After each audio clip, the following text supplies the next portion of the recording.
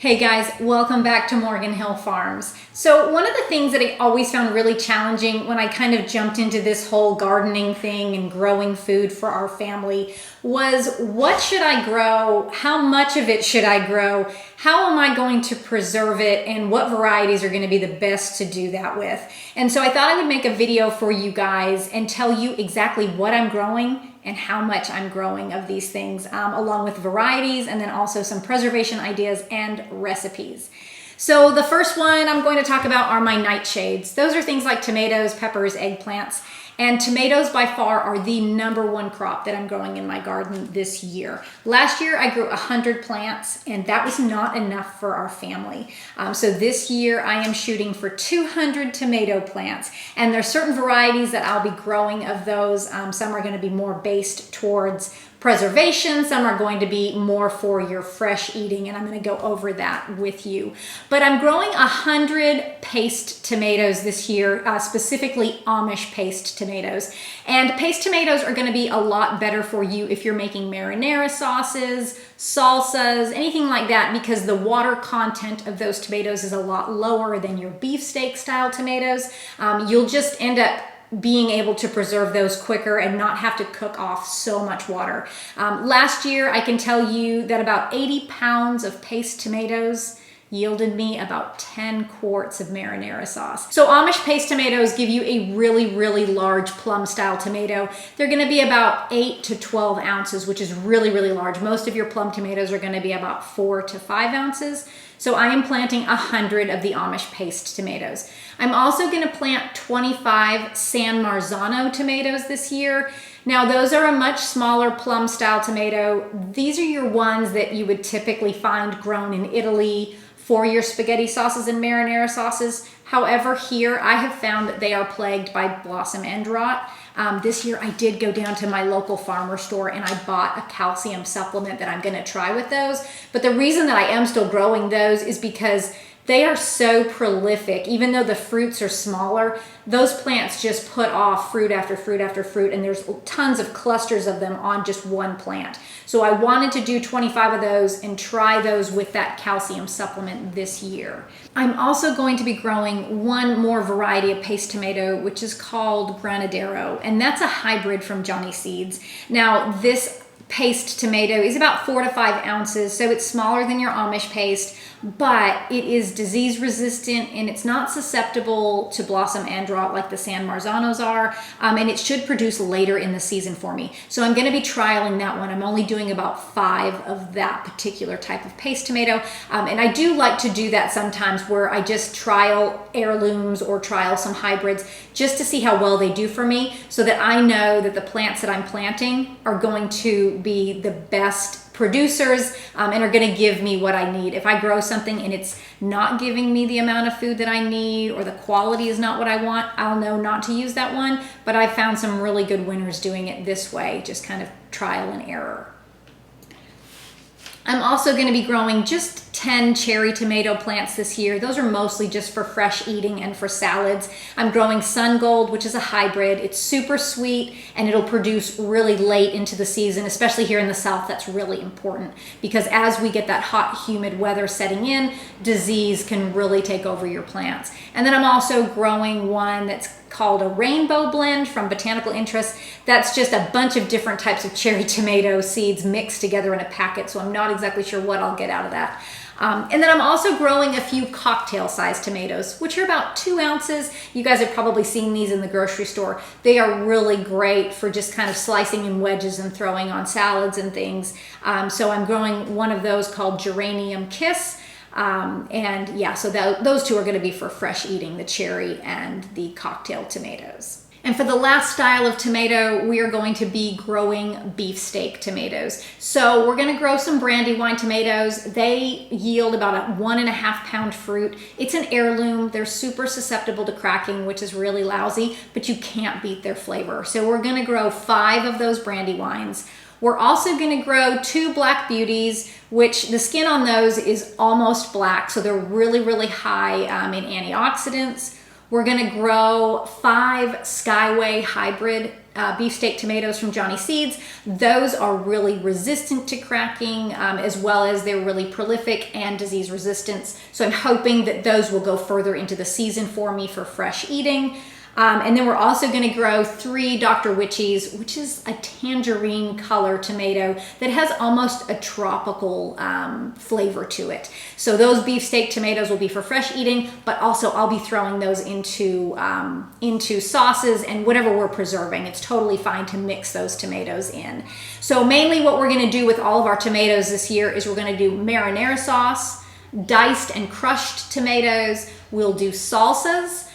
We will also do tomato juice. You can add that into soups. You can add the tomato juice into rice when you're cooking it to add that boost of flavor. I also am going to make some Bloody Mary mix this year. And then tomatoes also go into other recipes that I'll be making with other fresh produce coming out of the garden. All right, so let's move on to eggplant. I'm just growing one variety of eggplant this year. It's called Black Beauty. It's always been a really good producer for me. I'm growing 10 eggplant plants this year. They yield a medium size, really dark, shiny fruit, and you can do a bunch of stuff with eggplant. I do love them fresh, grilled on the grill outside or coated in breadcrumbs and used as like an eggplant parmesan. But you can also do a pickled eggplant that you preserve. You can do eggplant puttanesca, an eggplant caponetta. I'm not sure if I'm pronouncing that right, but basically it has eggplant and it has olives and just a lot of those Mediterranean flavors. And you can jar that up and you can serve that on crusty bread. You can also serve that over a bed of pasta. So you can preserve that. And don't forget baba ganoush. That is fantastic. Not sure you can preserve that one, but for fresh eating, I would say grow eggplant just for that. It is delicious. Let's move on to peppers. So for peppers, I am growing 50 peppers this year. 15 of these are going to be your Cal Wonder peppers, which are your typical green bell peppers. If you leave them on the plant longer, they will turn into the yellow and orange and red. They'll just be riper and sweeter. But basically, I'm growing 15 of those Cal Wonders because they are tried and true. They're very prolific, the fruits are large, the walls are thick, and I want that because I will mainly be preserving these by stuffing them with a mixture of pork and rice and seasonings, and then I'll be freezing those. And then when I want to take those out of the freezer, I'll just throw them in the oven, bake them, throw some cheese on them, and then that's a ready-made dinner for us. We are also going to be growing 5 large Marconi hybrids. Those are a long Italian style pepper. Now I like the hybrid of those because they tend to be bigger and they're better for stuffing. Those along with a Cubanelle pepper, we'll also stuff those. But we'll also take those and chop them up and flash freeze them on cookie sheets in the freezer, and then we'll put them in vacuum sealed bags. And then any meal that you are cooking with peppers, whether that be sauteing them or in a casserole or in a soup, you can just pull those right out of your freezer. You'll never be able to tell that those were not fresh. The other peppers that we're growing this year are going to be pepperoncini peppers. I am really hoping that I can find a recipe to can up some pickled pepperoncini peppers. I have pickled peppers in the past, but they have always been so mushy. They're beautiful in that little jar, but they are always so mushy. So I'm really hoping that growing the actual pepperoncini pepper is going to yield me something a little bit firmer. And then I'm also going to do 3 large red cherry peppers. Those are just, they look like little cherries. I'm going to stuff those with cheese and maybe some prosciutto, and then I'll probably try to preserve those in some oil. They won't store very long, but they'll still give me a couple of weeks in the refrigerator. And if you guys have ever had those like in the deli at the supermarket, they're delicious. The next one that I'm going to do are 10 of the Craig's Grande jalapenos. Those are an heirloom. They're very, very big jalapenos, and the plants are really good producers, and they keep setting fruit all throughout the summer, which is really good because I'm using that in my salsas, I'm using it in my hot pepper jellies, so I need a lot of jalapenos. Also, I like to take those and freeze them whole after I've seeded them, and then you can make stuffed jalapeno poppers with them, where you wrap them in bacon and then throw them in your oven when you're ready. The next one that I'm going to do are 10 of the Craig's Grande jalapenos. Those are an heirloom. They're very, very big jalapenos. They're very big jalapenos. Also, I like to take those and freeze them whole after I've seeded them, and then you can make stuffed jalapeno poppers with them, where you wrap them in bacon and then throw them in your oven when you're ready. The next thing that I'm doing are 2 Sugar Rush peach peppers. I have always grown a ton of these and I never use them all. So I'm just doing 2 plants this year, and those are mainly going to be for peach salsa. The Sugar Rush peach peppers, when you bite into them, it's kind of amazing. It's just really sweet and peachy, and then you get very, very hot. Not so hot that it's overwhelming, but it is hotter than a jalapeno pepper. So I really like the Sugar Rush peach for that, as well as for hot pepper jelly. It just adds that sweetness and a little bit of a peach flavor. So I really like those. And then I'm also going to be doing 2 habanada peppers. Those are like habanero peppers, but without the heat. I'm going to be doing 3 shishito peppers. And then I usually do a bunch of cayenne peppers, but last year we had such an overwhelming abundance of those that I have gallons of jars full of dried cayenne peppers. We use those for medicinal purposes as well as grinding up for hot red pepper flakes. So I already have those, so I don't have to grow those this year. But if I didn't, I would be growing those. Okay, and last for the nightshades are potatoes. So I am doing 65 pounds of a Kennebec potato, and I'm doing 10 pounds of a Purple Majesty potato. The Kennebec potatoes, they're just gonna store in my house for a couple of months until they get soft and unusable, but I will take a majority of what I harvest of those and I'll actually dry can those.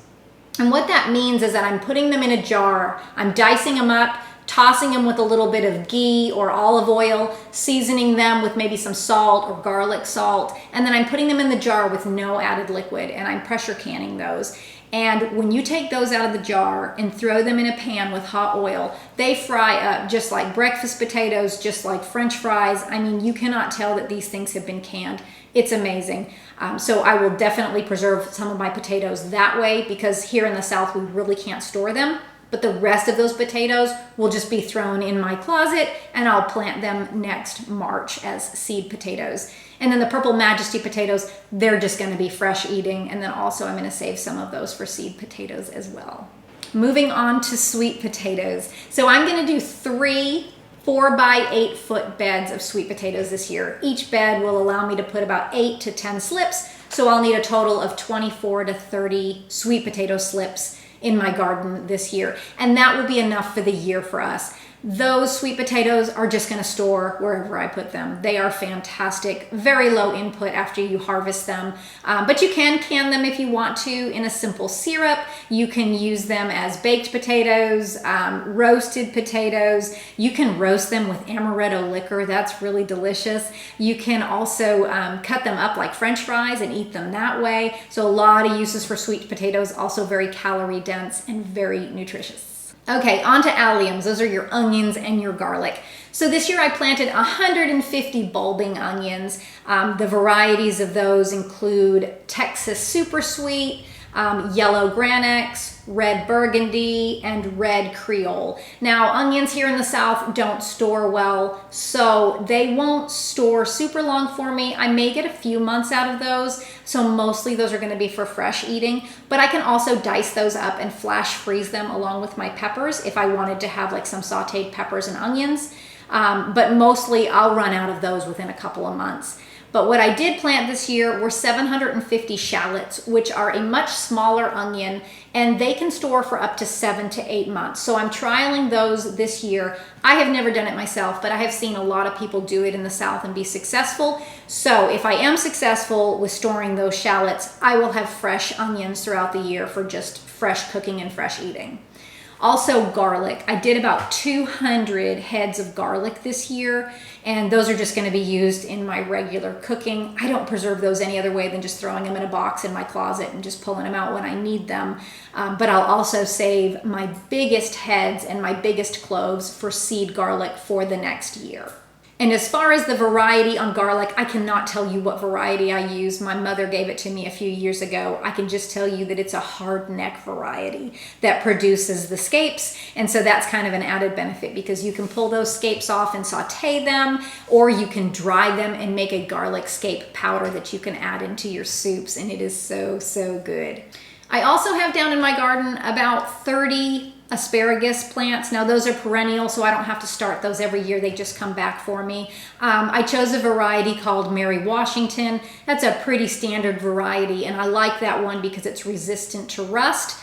I do not nearly have enough asparagus to feed us for the year. That's only going to be for fresh eating just during the season that they're producing, which is right now into the early summer, and then they'll kind of just peter out. Artichokes, so green globe artichokes. I do have a couple in my garden that did overwinter. I lost a good amount, so I do have 7 here growing, and those are also just going to be for fresh eating. We like to steam those artichokes, and then we take them out, we stuff them with bread cubes, olive oil, Parmesan cheese, garlic, salt, and raisins, and then we bake them in the oven, and those are really, really good. Okay, so green beans.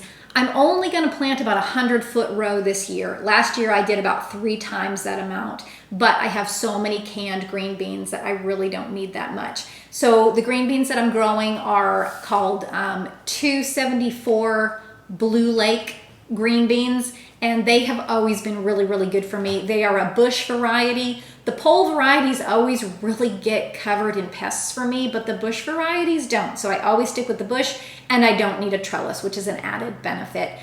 So those, I'm just gonna do 100 feet, and I will eat those fresh, and then we'll also just pressure can those for eating during the year. We don't really like them frozen. I don't know why. I've just always really liked canned green beans better than frozen, so we're gonna can those up.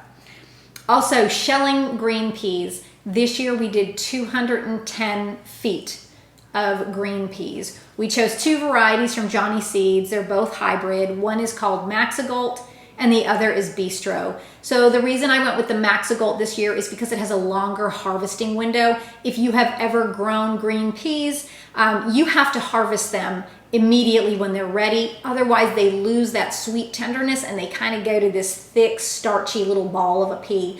But the Maxigolt have a much longer harvest window, so if I'm busy and don't get to them right away, they will still be okay. And then the Bistro peas are very resistant to disease. So I'm trialing both of those this year, and we're gonna see which one is better for us. But basically how we'll preserve those is we will blanch them, we will flash freeze them, which means freeze them flat on a cookie sheet, and then once those are frozen, we'll scoop them up, put them in a freezer bag, and vacuum seal them and put those in the freezer for the year. Okay, on to okra. I'm gonna grow 15 okra plants this year, and I'm using Clemson spineless okra. It's what I grow every year. It's always very prolific for me. It will produce throughout the hot, hot summer months. It does not mind drought. It doesn't mind poor soil. Japanese beetles tend to get on it, but it really doesn't show any wear and tear from them. So that's always been a really good producer. What you can do with those is just slice them up and flash freeze them and then vacuum seal them and put them in the freezer. You can also pickle okra and can it. You can can it if you want to pressure can it without pickling it. Or what we like to do is we like to slice them up, toss them in a flour and cornmeal mixture, and then flash freeze those. And then when we're ready to use them, we throw them in a hot pan of oil, and you can just fry those up just like they were fresh. It's really good. Or you could even throw those into a soup or a stew or a gumbo or something. All right, next up is broccoli. I am growing 100 broccoli plants this spring. I typically grow the majority of my broccoli in the fall, but I have found some varieties this year that are extremely heat tolerant, so I'm trialing those and hoping to get a really good harvest of broccoli this year. So I'm growing 50 Sun King broccoli plants. That's from Burpee. It is not as much of a compact head as what you would see in the grocery store. It's a little bit looser, but it's still like a 6 to 7 inch head, and it's supposed to have some good side shoot production, and it's supposed to be pretty good in the summer, and it's meant for a summer harvest, but also for fall. So I'm trialing 50 of those. And then also I am growing 25 gypsy broccolis. That's a really tight head. It does have a few side shoots, not very many, but this one is really good, heat tolerant as well. And the last one that I'm growing is Green Magic. That one is rated excellent heat tolerance, and I'm hoping that that one will go throughout the summer so that we can have fresh broccoli throughout the summer. I'm not crossing my fingers just yet on that, but we're gonna see if it'll take us a little bit further into the season than it would have otherwise. I do typically like to stay with the broccoli varieties that give you the bigger head as opposed to the offshoot production.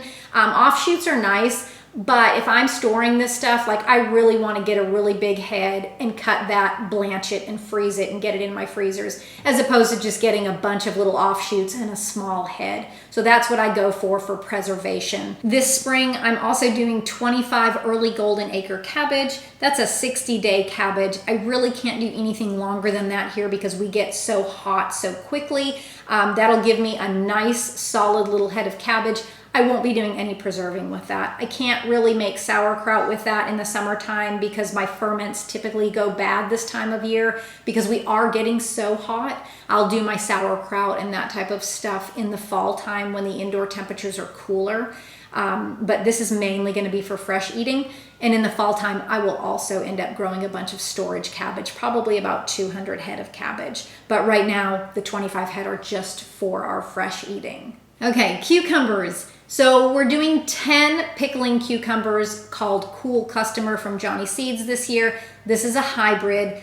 My cucumber plants always start off beautifully and then they are plagued by disease. So I went with a hybrid this year that is very disease resistant and it should produce longer into the season. I will end up succession sowing these, so I'll probably end up with 20 to 25 plants over the season as I pull the old vines and plant new ones. But I'm starting with just 10, and those pickling cucumbers are going to be good for pickle spears, pickle chips, bread and butter pickles, and then also cucumber relish, which is a recipe from the Ball book. That's really, really good. I do omit a lot of the sugar in that, but that's super, super good on hot dogs and things like that. So I suggest you guys try that recipe.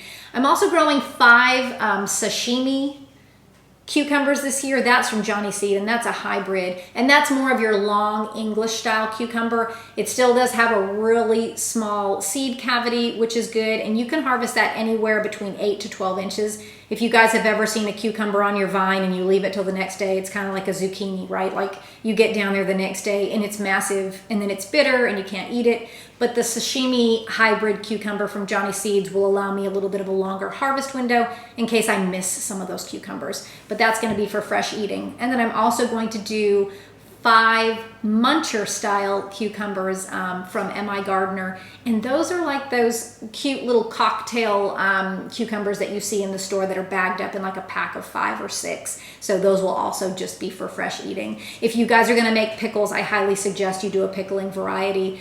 Those are really meant for pickling. They have a lower water content. They will stay much crisper for you.